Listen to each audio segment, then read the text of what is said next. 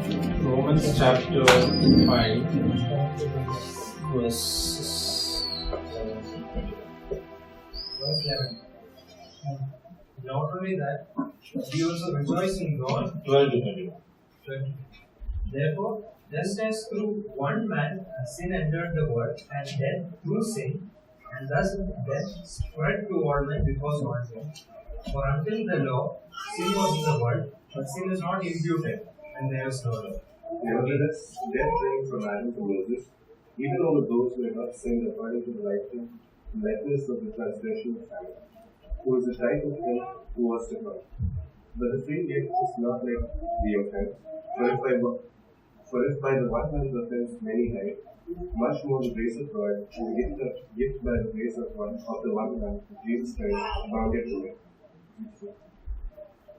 And not as it was by one that sinned, so it is a gift. For the judgment was by one to condemnation, but the free gift is of many offences unto justification. 17. For if, because of one man's trespass, death reigned to that one man, much more will those who receive the abundance of grace and the free gift of righteousness reign in life through the one man, Jesus Christ. 18. Therefore, by the offense one judgment came upon all men to condemnation, even so by the righteousness of one the free gift came upon all men unto justification of Christ.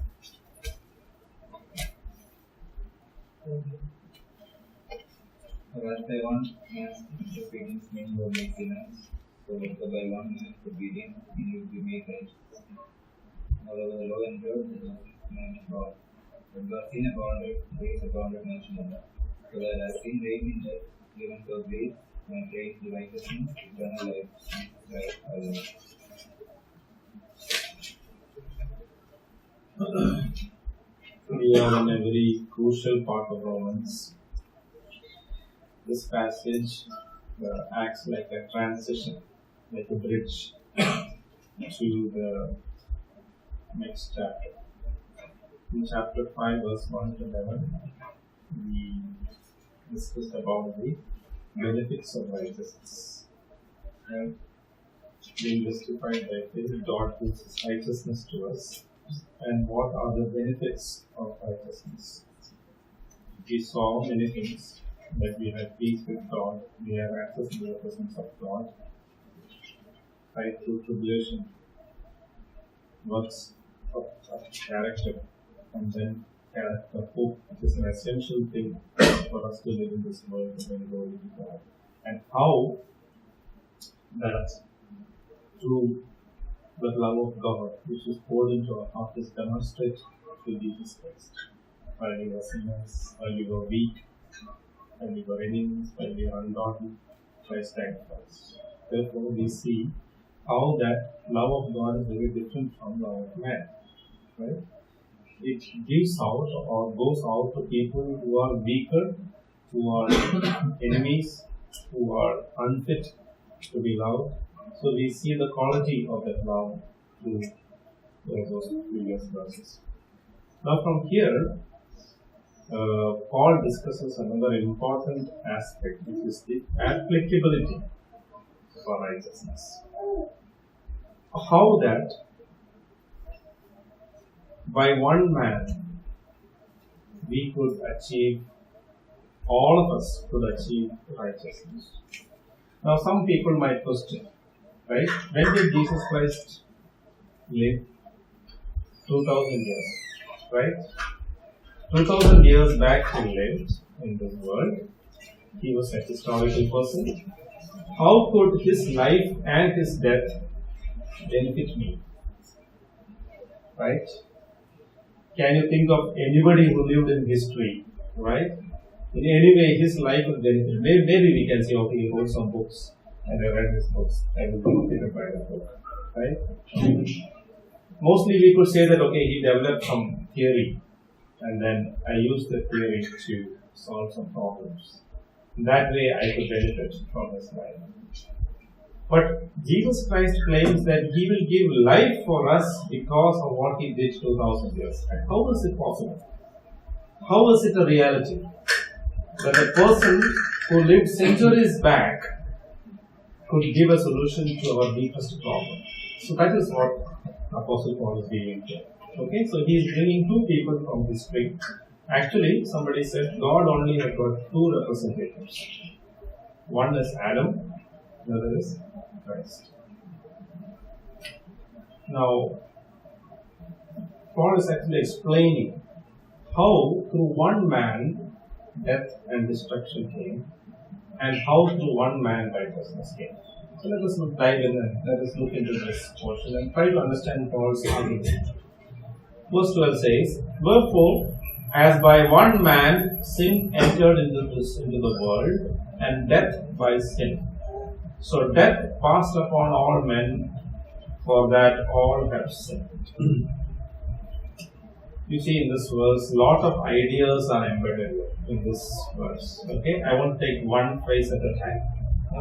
We're going to go very slowly but very carefully. Okay, please follow me. Please give me.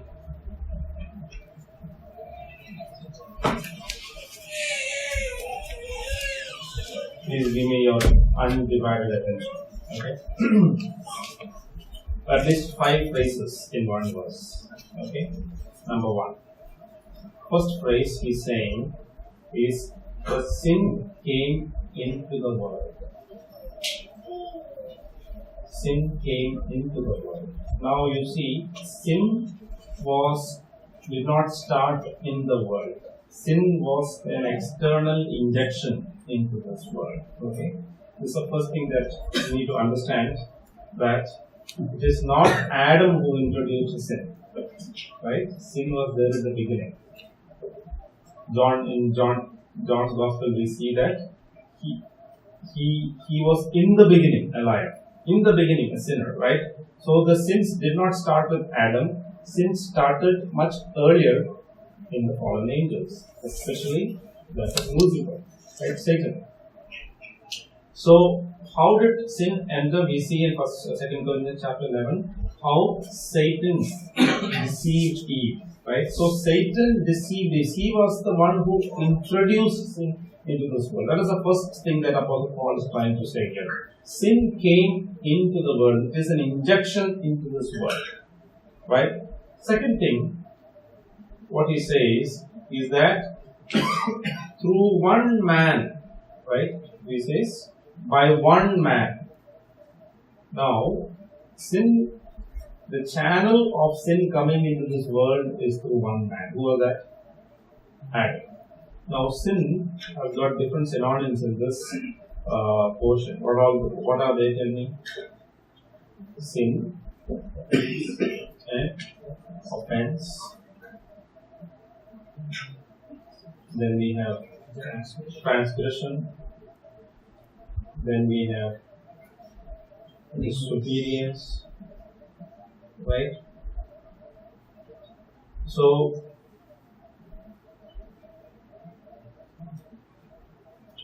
what is trespass? Trespass is going into forbidden territory. Like you have seen the sticker, right? Trespassers will be prosecuted. And that means you are going into forbidden territory. You should not go. In Bangalore, we saw trespassers will be shot. Yeah, somewhere I think the defense. That means you are going into a forbidden area, right? This is what Adam did, right? Going into some place where he was not supposed to go. Now, what is transgression? Transgression is breaking a known command. God gave a very specific command to Adam. What was that? Of all the trees you could eat. Right. So, very specific command given to Adam. It's a transgression. In disobedience, we know, right? Or obeying God's words. Then we have said. So, sin is in Greek it is used hamartia. What is hamartia? It's missing the mark. So you are throwing an arrow, a javelin, right? There is this concentric circles, right? If you miss that center point, the bullseye, they immediately say, Hamasha! Means Oh, sir, I hit the second one. No, Hamashiach means you missed it, right? It doesn't matter whether you missed by 1 inch or 1 centimeter or 1 meter or 100 meters or 1000 meters, doesn't matter. Hamashiach means you missed the mark.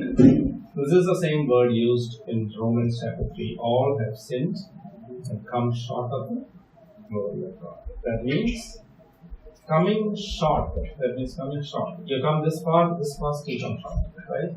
So, sin came through one man, Adam. That is the second. So, in fact, the name Adam is called man, translated man or mankind.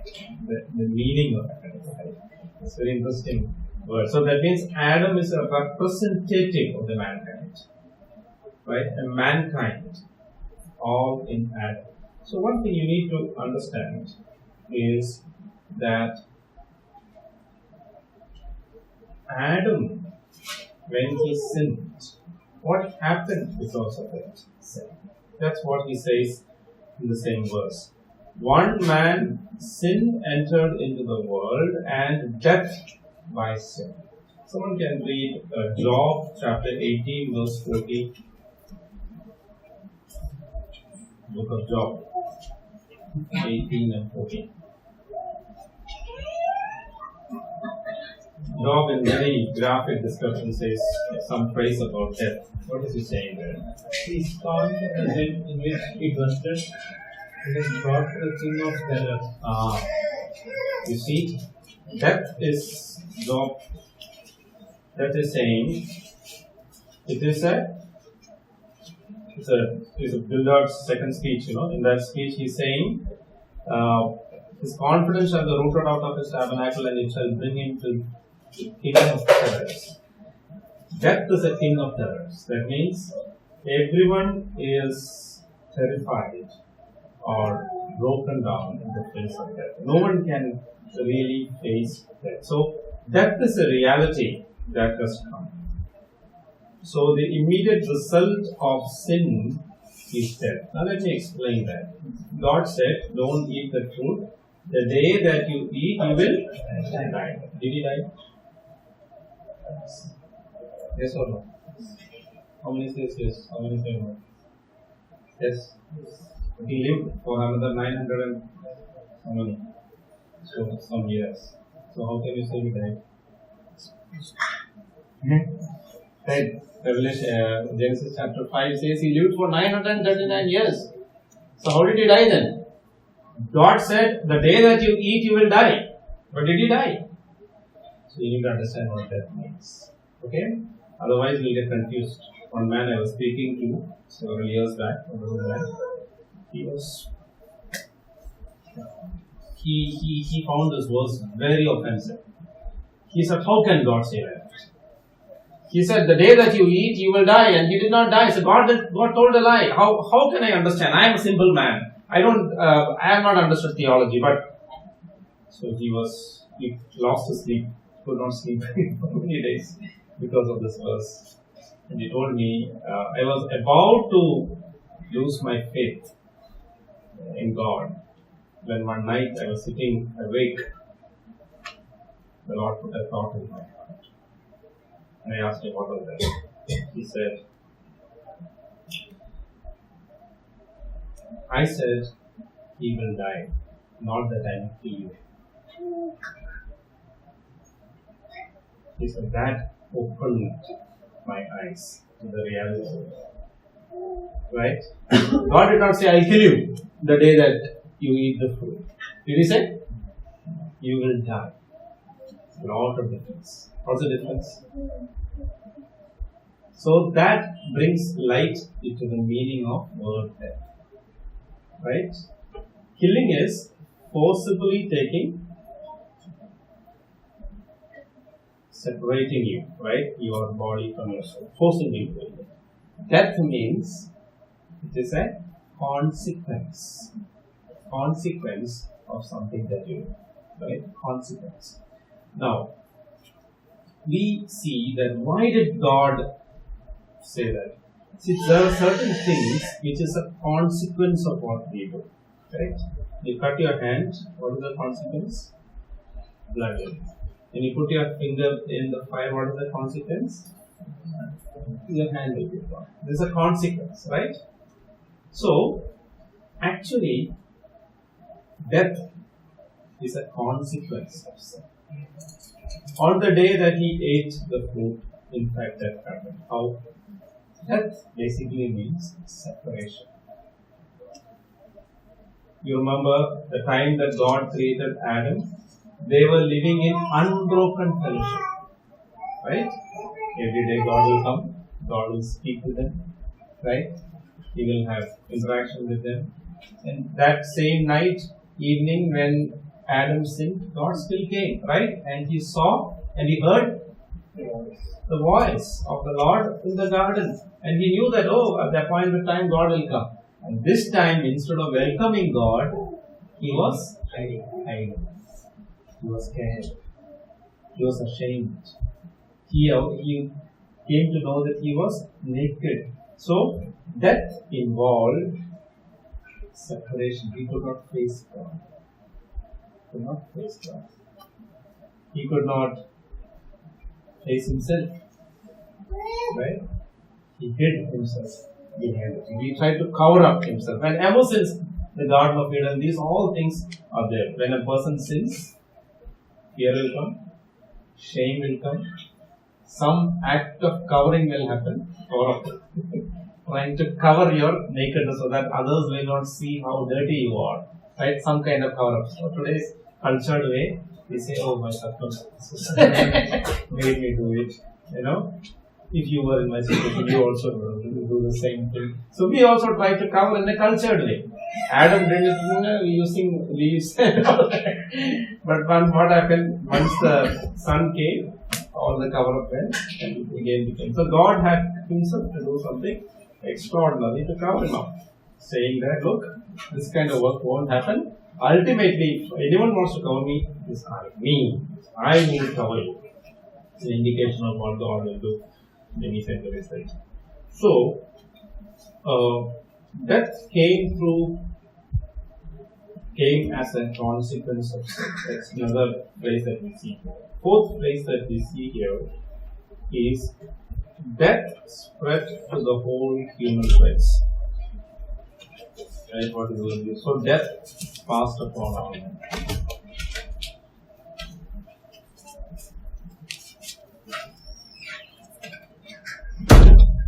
How do we understand this? Death passed upon all men. We read this analogy in the Bible about Abraham. Abraham giving tithe to Melchizedek, a man called Melchizedek. Who was Melchizedek? The king of Salem, yes, and then also a priest, right? What's he called? Priest, right? A priest and a king. Now Abraham came back after that victory. Then Melchizedek greeted him, and what did Abraham do? Abraham gave tithes to Melchizedek, and Melchizedek blessed Abraham. Now, Hebrew writer, using the same analogy or incident, says, the greater blesses the lesser. The greater blesses the lesser. So, he is saying that now Melchizedek was a priest, correct? But he was not of the is not any blood relation with Abraham. Melchizedek, we don't know where he came from, we don't know his father and mother, but he is not of the blood any relation with Abraham. So this man blessed Abraham, and because he blessed Abraham, whom did he also bless? Abraham's descendants also. Why?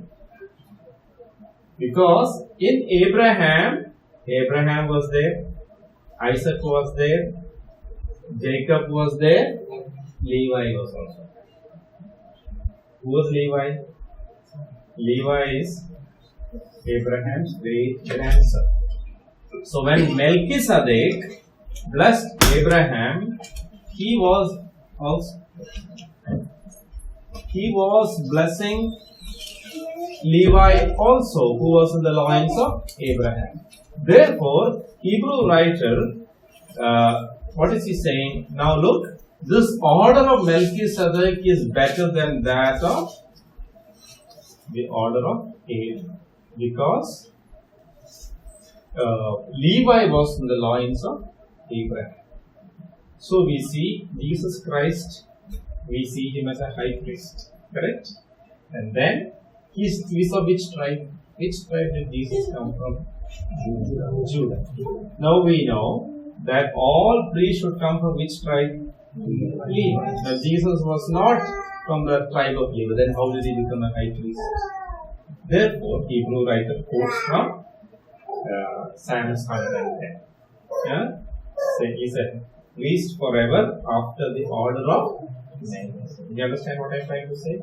Right? So this is a different order. He says the order of Melchizedek, where this priest is trying to bless Abraham and through Abraham Levi. And therefore he is trying to prove that the order of Melchizedek is better and more wonderful than that of the order of Levi. Therefore, Jesus Christ is of the order of the Melchizedek. Therefore, he is of a different order than that of the Levi. So, why did I say this? So, when Melchizedek blessed Abraham, he also blessed Levi. But when Adam sinned, who were inside Adam? All mankind were inside Adam. The same logic, right? All of us were in Adam. That means we are not. Today we have this curse of individualism. What is that? They think me, my house, my family, my car, all this individualistic mentality is there. But then we need to realize that all of us will root back to one person. Who? Adam. Therefore, when Adam sinned, we were all in him in one way. So, in that way, that spread the whole human race. Now, if you look, if you take and kill one seed, what will happen? All the seeds which should have come from that particular seed will also perish, right? Correct? Yeah. So, when you cut a tree, all the seeds of the tree will also fall down. Will be affected, right? Yes, when you cut a tree, all the seeds, all the flowers, all the fruits, all the leaves, everything from the tree will be affected. Similarly, when Adam sinned, that spread to the whole human race. So the fourth phrase is saying, the fifth phrase is saying in this verse. It's a very important phrase. For that all have sinned. So what does it mean? That spread because all have sinned. Now this phrase we will try to misunderstand. We try to misunderstand by thinking that, oh, that spread because we repeated Adam's sin. Right? Or we copied Adam's sin. Is it true? No. Death did not spread because all people committed the same sin that Adam did. That is not the meaning of it. But I'll come to that. Why I think it is not that because we copied Adam's sin. It's also not the meaning that all men inherited Adam's nature. That is true. It is true that we all sinned. That is true. It is true that we all have Adam's fallen nature. That is also true. But that is not the meaning of this phrase. The meaning of this phrase is different. What is the meaning of this all sinned? The meaning of that phrase is, in Adam all were included and sinned in one man. That's the meaning. Why I say that is the correct meaning is because down the passage, Apostle Paul is trying to explain the other side of the story. What is the other side of the story? Who is the other man? Jesus. Right? Now here he says, when Adam sinned, all have sinned. The other side of the story is Jesus, right? When Jesus obeyed and did something right, what happened? All obeyed. In him. This is why how I know that this phrase means this, right? So you must try to understand this phrase very clearly. Otherwise, we will miss the whole point what Paul is trying to make, right? In Adam, when Adam sinned, all of us sinned in him, right? Because he was a representative in him. Actually, there are only two groups of people in the world.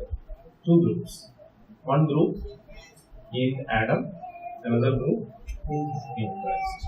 There is no other group. So humanity can be divided into two. One in Adam, one in Christ.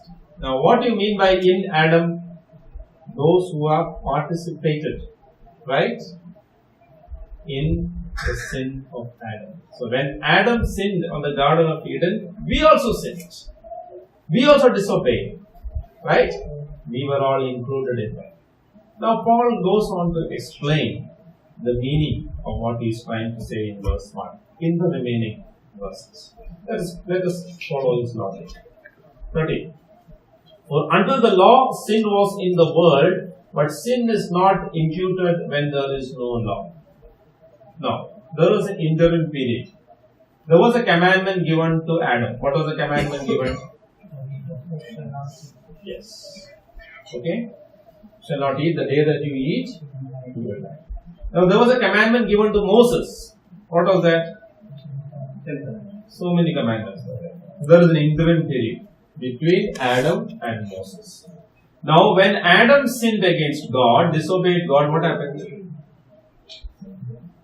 Now he was thrown out of the garden. Now, what about the command that God gave to Adam? What was the command? What was the command? How does that apply to his son and to his grandson and all that? Right? He's already out of the garden. Nobody can go in now. Now, how does that command relate to his son, to grandson, and so on and so on and so on? Does it have any meaning? So there is no commandment for them in that way. The commandment was to Adam. But even when there was no commandment, like very specific commandment, what was there between Adam and Moses? It's written here. So under the law, sin was in the world, but sin is not imputed when there is no. That means there is no specific commandment given to people who lived between Adam and Moses, like the commandment given to Adam, right? Because that commandment which was given to Adam is obsolete once he is out of the Garden of Eden. That is not. But then Paul is trying to say, look, that transgression that Adam did cannot be imputed to these people. But there is a reality. What is the reality? Verse 14. Nevertheless, death reigned from Adam to Moses, even over them that had not sinned after the similitude of Adam's transgression, who is a figure of him that was to come. So that means, even though they did not have a specific commandment, even though they did not transgress any specific commandment, one reality remained. What was that? Death reigned. Right? Death was there between Adam and Moses. Think of a child who was born after Adam, before Moses. Small child, right? Even at the birth, the child died. Now, how did he die? What sin did he do? The child. Right? What sin did that child do? Did that child do any sin? No. Then why did he die? Because the Bible says the wages of sin is death. Death is a consequence of sin. Because here itself we see that by one man sin entered the world, and death by sin. That means death is a consequence of sin. If death is a consequence of sin, this child has not done any sin, then how did that child die? My question. What's your answer?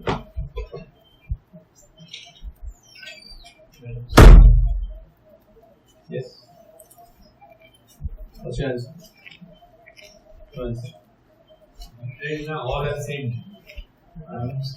The only answer to that is that all have sinned in. That is what he is trying to say. See verse 1. If you don't understand that, you will be in big confusion. Okay? The only answer to that is, for all have sinned in Adam. So in Adam, all of us have sinned.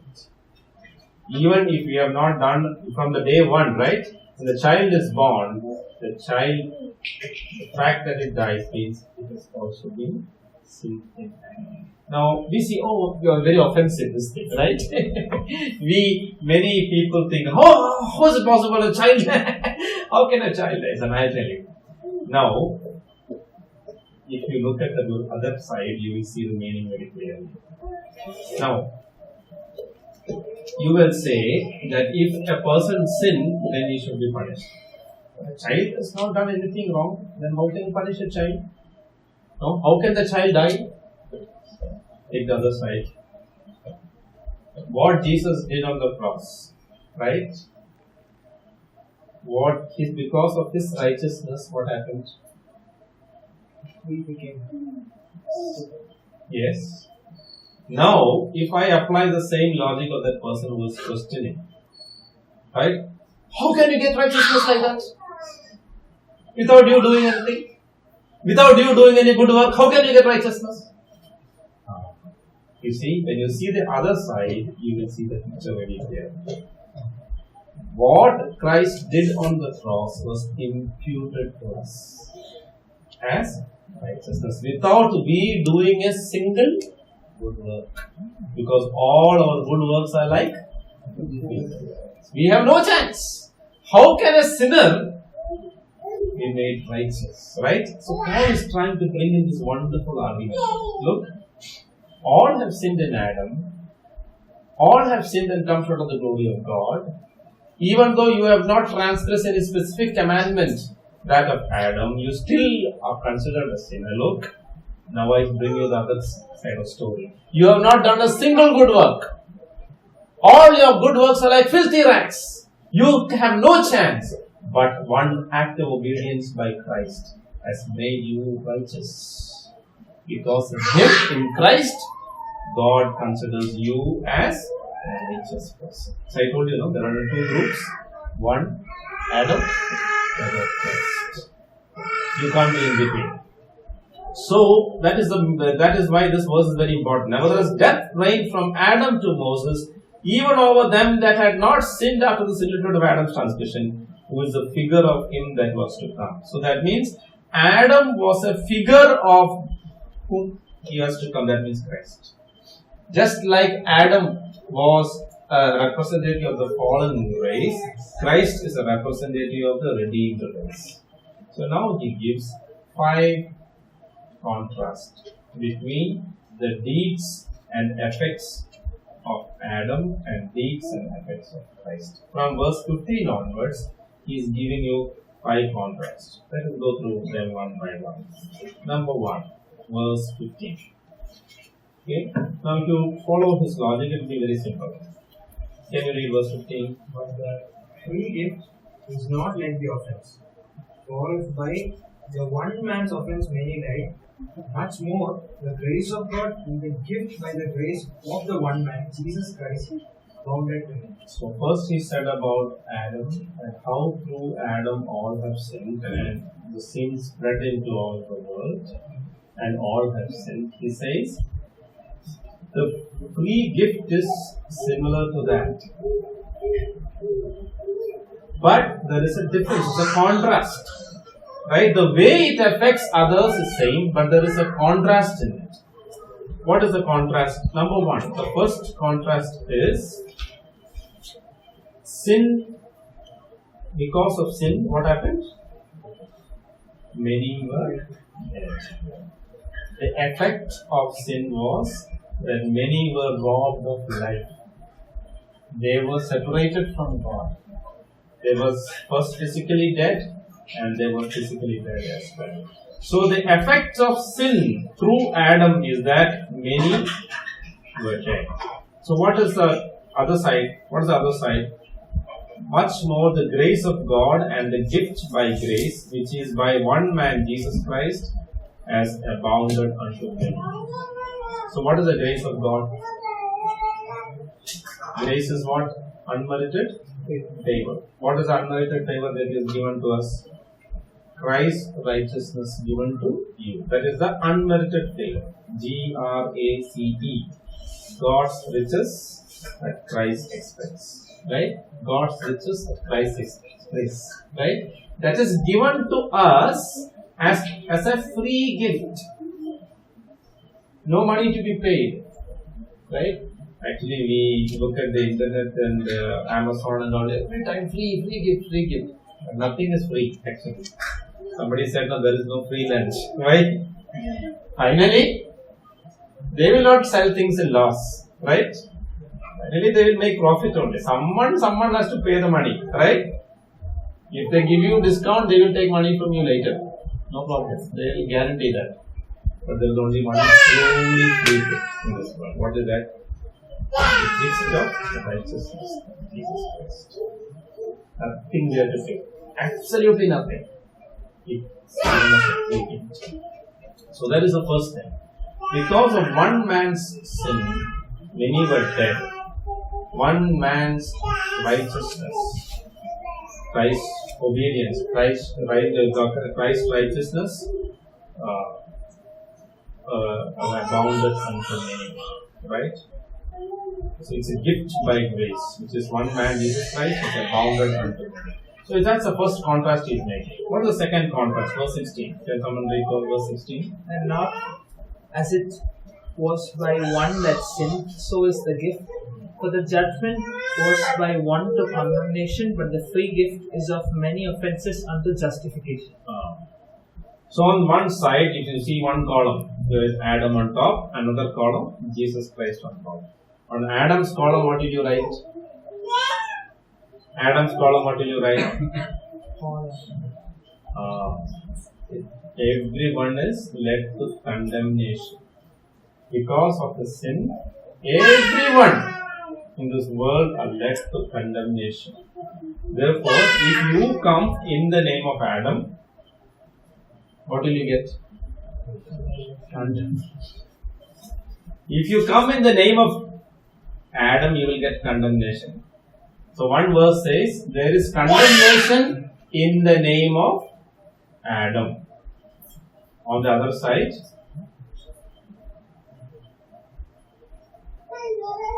the free gift is of many offences unto justification. Justification means what? Just as you never sinned. Romans 8:1. What does it say? Therefore, now there is no condemnation those who are in Adam. No. In Adam we saw there is condemnation. In Jesus Christ there is absolutely no condemnation. Right? That's the second difference, contrast that is trying to make. In Adam, everyone stands condemned. In Christ, everyone is. There is no condemnation for those who are in Christ Jesus. Third difference is in verse 17, contrast. Verse 17. For if by one man's offense death reigned by one, much more they which receive abundance of grace and the gift of righteousness shall reign in life by one, Jesus Christ.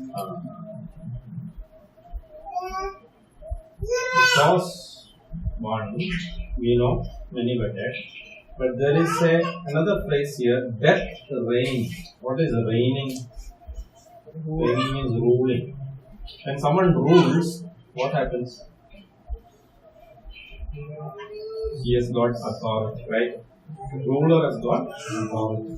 So, when death is ruling, death is the king. So, the king of terrors, we saw in Job chapter 18.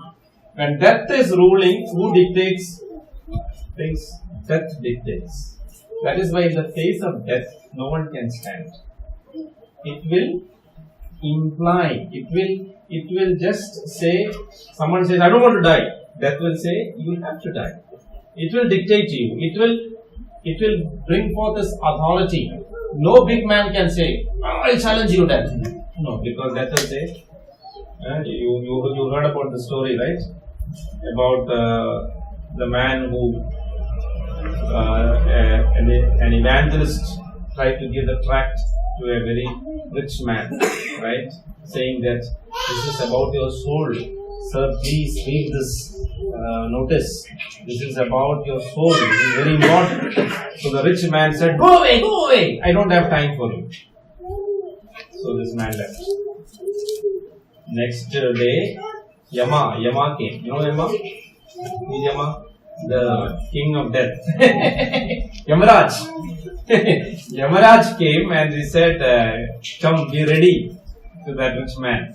So rich man said, go away, I don't have time. So Yamaraj laughed. Yamaraj said, I also don't have time. Because I have to take you and then come back for the next person. So please get ready. So death is reigning. He is the king. Now nobody can challenge death. Yamaraj, no? When the death comes, nobody can challenge him. So death reigned because of one man's disobedience. But then what do we read here? There is another reign we read here in this verse. Much more they which receive abundance of grace and of the gift of righteousness and reign in life. Wow. Here, in one case, death is reigning, right? Death reigned by one person. But here, he says, we have reign in life by one Jesus Christ. That means there is a freedom in life where we have authority. Death, you see in one of the wonderful verses, Paul says in 1 Corinthians chapter 15, when he talks about resurrection, there is a challenge, right? A challenge. Oh, death, where is thy sting? See, have you ever heard anybody challenging death? Only believers can. You know why? Because they have got this hope of resurrection. Oh, death, where is thy sting? Where is thy victory? Challenging death, right? That is what Paul is saying. Now, in Adam, we are subdued when the death comes. Yes, sir. But in Christ, we are challenging death. Death is no longer an enemy. It can be defeated because there is the truth about resurrection. That in any man believes in me, though he is dead, yet shall he live. How can you challenge a man who is so confident about his resurrection that he will come again in life? So that is why Apostle Paul is employing that phrase, reigning in life, one Jesus Christ. So this is a tremendous contrast, right? Another person is living in fear because death is reigning. But here in Christ, he is rejoicing because death has got no sting. There is no power because Jesus Christ is going to bring back to life those who are dead in him. Right? No need to worry about it. Okay. Can we read the verses from 1 Corinthians? It's very edifying verses. 1 Corinthians chapter 15. And verses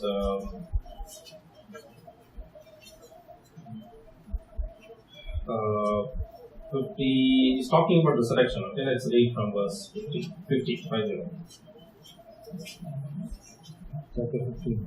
Chapter 15 from verse 50 onwards. For this I say, brethren, that flesh and blood cannot inherit the kingdom of God, nor does corruption inherit incorruption. Behold, I tell you a mystery.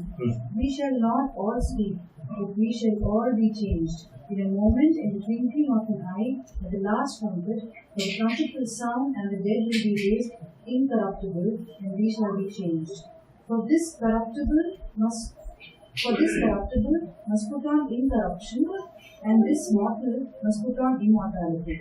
So when this corruptible has put on incorruption, and this mortal has put on immortality, then shall be brought to pass the saying that is written, death is swallowed up in victory. Death is swallowed up in victory. Then? O death, he's talking to death. O death, where is your sting? Where is your sting? O Hades, where is your victory? O Hades, where is your victory? Hades is the place where people go, right? After that. Where is thy victory? That means You are being defeated. There is no sting in death anymore. Absolutely wonderful, right? There was this story being told about a man who was going in a car, okay, with his children, and suddenly a bee got into the car, right? Stinging bee, right? Got into the car. Children were yelling, right? Yelling and yelling. Oh, he is going. The glasses were all up. Then suddenly this father caught the bee, and the bee sting. Right. Then he left the bee. Then the children began to yell. So no worry. Why? I have already taken this. The bee cannot sting you anymore. I have already taken the sting. The sting is gone now. Right? In Christ, this is what has happened. We need not scream when the bee comes now. Why? Because sting is already taken off now. There is no sting. There is only the bee left there. So that is why, where is thy sting? That means sting is gone. Sting is taken away by Christ. That is the reason why Apostle Paul says, reign in life in Christ. Isn't that amazing? It's a wonderful thing to be in Christ, because the sting of death is no longer there. If a believer dies, you don't have to yell or scream. You may cry, but you will know that one day this is not the end of all things. This is just a temporary thing. I always used to say there is two words used in the Bible about death, right? One is sleep. When you go to sleep, do you cry? Why don't you cry? Tomorrow you no need to cry, correct? Right? No need to cry. Tomorrow you'll get up. Someone will wake you up tomorrow. No need to cry, right? That's about 1 Thessalonians chapter 4 verse 17, right? Talks about sleep. Second word that is used about death is in this 1 Corinthians 15. What is that? Verse 36. Verse 1. What you sow is not made alive unless it dies. Verse 37. And what you sow, you do not sow that body that shall be, but mere grain, perhaps wheat or some other grain. But God gives it a body as He pleased, and to each seed its own body. So what is that another phrase used about death? Sowing. You cry when you sow a seed. Oh, my seed is gone. Farmer. Do you cry, brother? No. Why? Why don't you cry? Yes. I am throwing one seed. Doesn't matter. Why? Because 100 fruit will come out of this. Right? So that means these two wonderful words. That means there is wonderful hope. The sting is not there. There is temporary separation, but there is an eternal way to glory. Right? Eternal fruit that will come out of this world. That's what he says about it. Now, the fourth contrast in verse 18.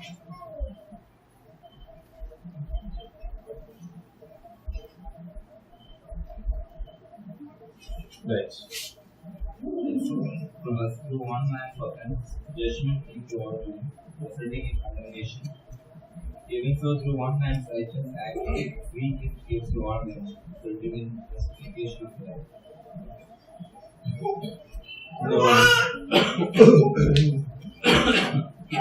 If a man has stolen cycle, what do you call him? He was caught red-handed, taken, police took him to the police station, case was charged against him. He was asked to pay fine, 3 months imprisonment. So after 3 months imprisonment, paid all the fine, now he is coming back to his village. He is walking on the road. People sitting on that street, what is he saying? He is going. He has already paid the penalty. He has already been in the jail for 3 months. Still what people will call him? Why? Why? You all get? First impression is last impression. Eh? First impression is last impression. Yeah. He has paid the penalty, he has paid the fine, everything, but the name, right? The scar is always there. This is what Jesus did. It's an amazing act. Follow my Lord. You know this man called Naaman in the Old Testament? Who was Naaman? Naaman was a leper. He was a Syrian, correct? Now, this man was a very valiant warrior. Now, he won many battles, but he was always sad because he was leprosy. Leprosy was an incurable disease at that time, right?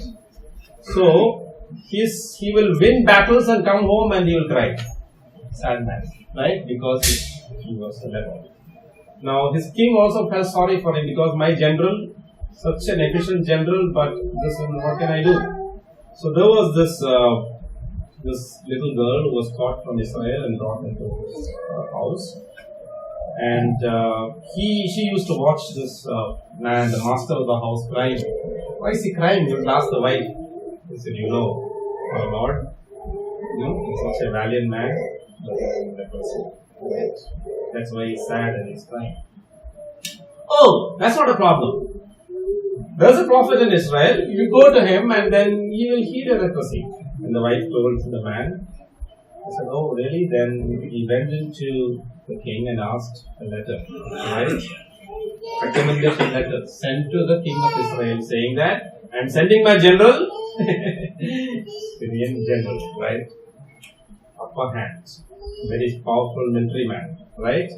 And he said, please heal us. Leprosy. Tore his clothes to the king of Israel. This thing, now this fellow is trying to find a reason to fight against me. Am I a magician?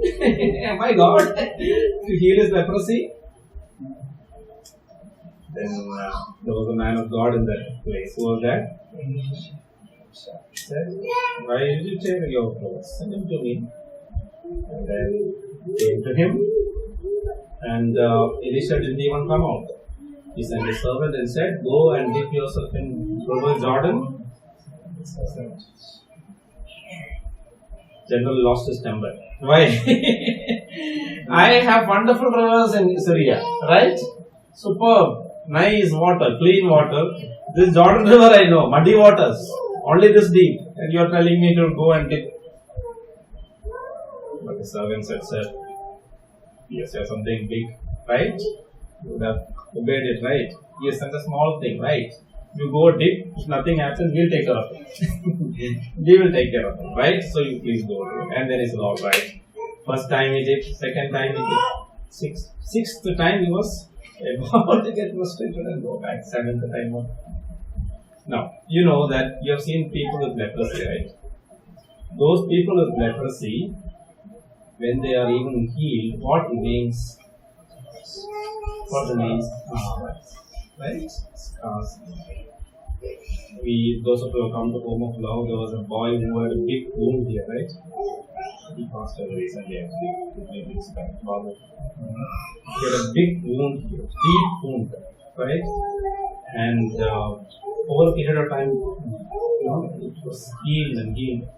We were amazed how could this much deep wound, was healed, but the scar was there, right? So healing can happen, but the scar would always remain. But the seventh time this man came out, you know what the Bible records? His skin was that's an amazing thing that the scripture records. That his skin was that of a little child. That means anyone seeing him after that will never say that once upon a time this man was a leprosy. You see the picture? You can go home and read 2 Kings chapter 5. Okay, this is the whole story I just condensed. Okay. Now, this is a picture of our justification. Now, anyone looking at us, any person who is justified by faith, they can never from the looks look back and say that once upon a time he was a sinner. That is the perfect work of God. This is what only God can do. See that leprosy, if you go to a doctor, at best what he could have done? Given him medicine and healed him and the scars will remain. But no one could have achieved what that God did. His skin was that of a child. And this is what we read here. Once upon a time we were called thieves. Even if you get the punishment and everything, the scar always remained. The name was always there. Right? Yet we see that through Christ we have made a new creation. It is not a repair work. Right? If any man is in Christ, he is a new creation. Old things are all passed away. Behold, everything has become new. This is the work that the Lord is doing. To make a completely new person. Right? Through justification. Right? Therefore, we see that the free gift upon all men unto justification. This is amazing. Then the last contrast is makes in verse 19. For as by one man's disobedience many were made sinners, so by the obedience of one man shall many be made righteous. One man's disobedience, what happened? Many were made sinners. They were sinners from day one. That's why we see the baby who did not do any sin, right? Who did not think anything wrong, yet the baby dies. From day one, the baby was a sinner. Similarly, in Christ, from day one, righteousness is given in how much? 10%, 20%? 100%. That one day that man is made righteous. Now think about this man who was on the cross along with Jesus. One thief on the cross. He said only one thing. What was that? Remember me when you remember me. When you forgive me. That's the only request he made. Only thing. And what did Jesus say? Today you will be in paradise. Now what good work this man did? All his life he was a thief, a murderer. We see in the Gospels that he was in a kind of riot and arson and murder and all that. A murderer, a thief. All his life, on the cross, his hands were tied, nailed, his legs were nailed. What good work can he do now? But how could Jesus say, today you will be with me in paradise? Because of this. By one man's obedience. Right? Many be made righteous when they were. This is the wonder of what Jesus did. You don't have to wait 10 years and 20 years to achieve. You are called righteous day one.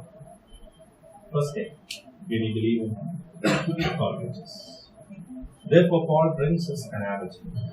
In Adam, day one you are called a sinner. In Christ, day one you are called righteous. So this invitation is given to all people to come and be in Christ. Now you will go home and do this exercise. Find out, go through this word search and find out how many times this word in Christ, in Him, is repeated in the New Testament.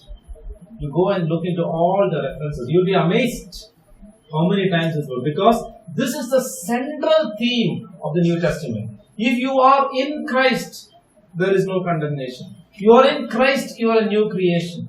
In Christ, you have all the righteousness of God given to you. Enough number of verses to meditate upon all here. Right? So therefore, I would recommend you. See, this analogy of the Old Testament again comes into the picture here. Where that people who got into the ark, they are in the ark. Right? And they are in the ark. Do they have to worry anything? No. Outside, there is death and destruction. There is dead bodies floating. smell, all kinds of crime, but inside security, right? Where is what kind of security is having there? You need not worry about anything because there is the ark. What is his destination? Where is he going? Where the ark is going? I am also going. What is his food? What is available on the ark? I will eat. Will he go hungry? No chance. Because everything is provided inside the ark. With whom will he have fellowship? With dead people or living people? Living, because in the ark all of the people are living, not dead. Right? Dead people are outside the ark. In Christ all are living.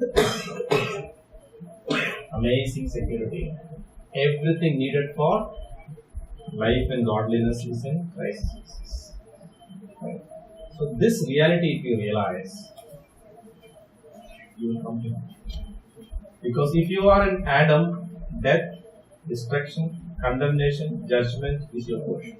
But if you are in Christ, freedom, life, right, justification, righteousness, all yours.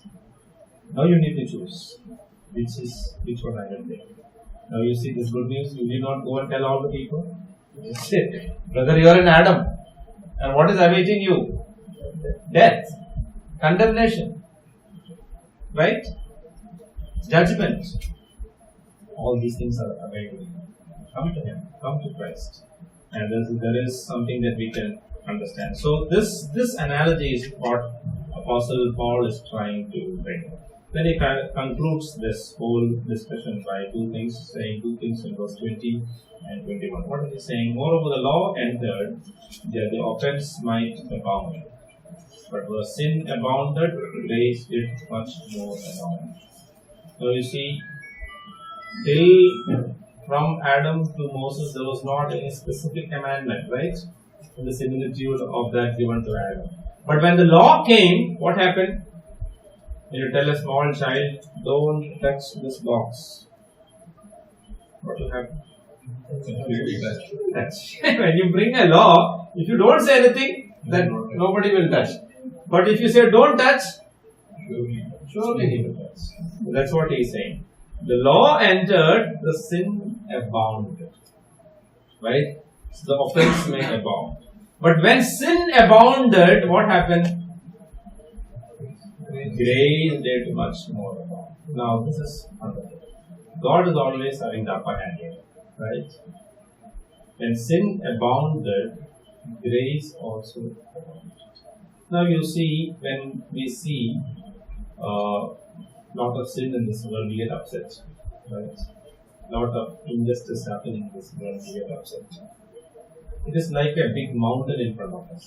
There was a story we told about a man coming in a boat, and he was met with an obstacle, kind of big stone in front of him. Right? So we can't go. His boat could not go. It's a narrow path, brook kind of thing.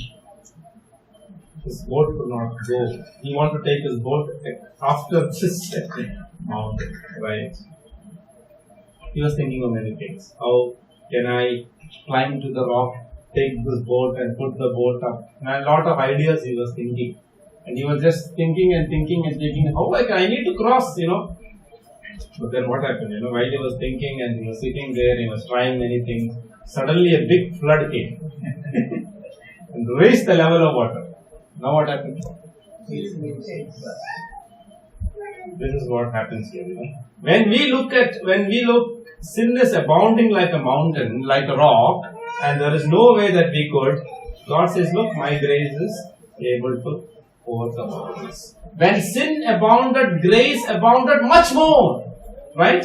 It raised the level of water so that you can go to the other side. Now that, as sin hath reigned unto death, even so my grace reigned through righteousness unto eternal life by Jesus Christ our Lord. You see, the end of sin is sin has reigned unto death. Even so grace reigned through righteousness unto eternal life by Jesus Christ our Lord. This is trying to have a transition into what he's saying next. Because in Jesus, right, in Adam all of us sinned. In Jesus, right, in Jesus, what happens to me? If Adam sinned, then I am also a party to it. When Adam plucked the fruit, who was there plucking the fruit? I am also there plucking the fruit. When Adam disobeyed God, who was there disobeying God? I was also there disobeying God. Take the analogy here, when Christ was crucified on the cross, who was there? I am crucified with Christ. It's no longer I, but when He was buried, I was buried. When He rose again from the dead, I was also dead. That's what He's trying to discuss in Romans chapter 6. He says, this is a transition of our life, meaning of life in Christ. We try to discuss that next week. But think about this. In Adam, we were participants. In Christ, we are also participants. When you believe in Him and through faith, you are participants of what Jesus experienced. You are participants of what He went through. That He was dead, He was buried, and He rose again. Therefore, He discusses the same thing in the next chapter. How important is the cross for us? How important the centrality of the cross in one's life? Right? This is what he is explaining. Without the cross, and that is why in many Christian circles today, cross is carefully avoided because Satan does not like cross. In the life of Jesus, from the beginning, we see Satan did not want Jesus to go to the cross. That we see by Herod trying to kill the small babies, right? To destroy Jesus. Then we see people trying to throw Him from the cliff so that He will not go to the cross. Then His own dearest disciple coming to Jesus and saying, let this never happen. And Jesus immediately said, Satan, you are Satan. You're not thinking about what God is thinking. Cross is central, right? You remember that two people, representatives from the Old Testament, came to meet Jesus, Moses and Elijah, two of the stalwarts of the Old Testament. Oh, good to see you. Long time I have not seen you. How are you? No. What was the discussion about? Luke chapter 9. And then we will see. What was the discussion about?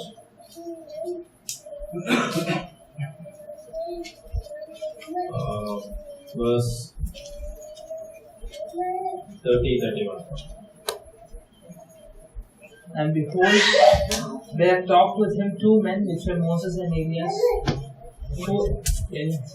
who appeared in glory and spake of his decease which he should accomplish at Jerusalem. This is the death. Okay. But They were talking about the death of Jesus, centrality of the death of Jesus. Two stalwarts representing two ages in the Old Testament. They are coming and they are discussing what? The centrality of the death. The death, importance of the death. See how important it was? Therefore, death of Christ on the cross is one of the most important things in Christian life. It is central. It's right in the middle. If you don't understand the cross, you don't understand Christianity. You don't understand Christian life. Right? So let's look forward to the next one. Think about it and take up your God bless.